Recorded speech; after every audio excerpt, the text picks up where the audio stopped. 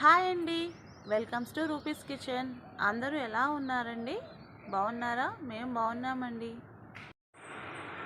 Hi అండి, ఈరోజు మన కిచెన్లో కొబ్బరి పుట్నాల చట్నీ ఎలా చేసుకోవాలో దాని తయారీ విధానం చూపిస్తానండి. ఇడ్లీ దోశలకి చట్నీ చాలా బాగుంటుందండి. ఇది ముందుగా 1 కప్ పుట్నాలు,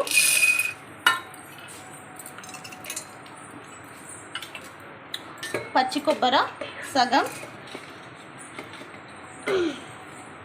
3 పచ్చిమిర్చి, కొంచెం చింతపండు,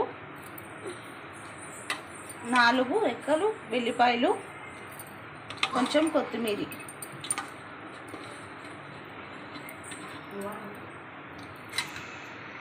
టేస్ట్కి తగినంత సాల్ట్.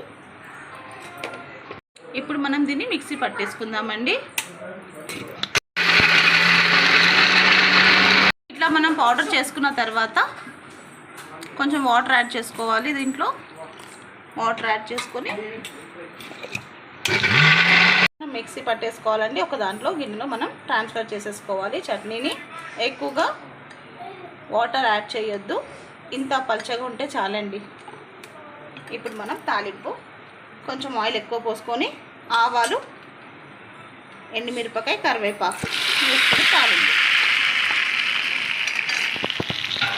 చాలా బాగుంటుందండి. ఇడ్లీకి, దోశకి, ఉప్మాకు కూడా చాలా బాగుంటుంది.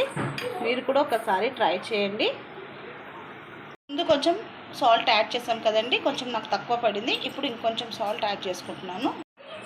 మీరు మీ టేస్ట్కి తగినంత చూసి యాడ్ చేసుకోండి సాల్ట్.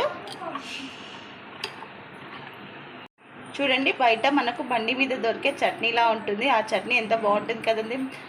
మనకు బయట బండి మీద దొరికే చట్నీ సేమ్ అలాంటిది. ఇది కూడా మీరు కూడా ఒకసారి ట్రై చేయండి. నచ్చితే లైక్ చేయండి, షేర్ చేయండి మీ ఫ్యామిలీ అండ్ ఫ్రెండ్స్తో. మీ రూపీస్ కిచెన్ ఎవరన్నా కొత్తగా చూసేవాళ్ళు ఉంటే సబ్స్క్రైబ్ చేసుకోండి మన ఛానల్ని. Thank you.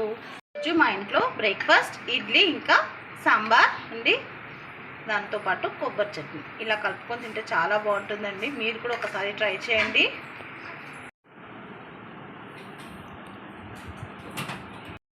నచ్చితే లైక్ చేయండి, షేర్ చేయండి, సబ్స్క్రైబ్ చేయండి. మీ Roopi's kitchen. Thank you for watching. Bye bye.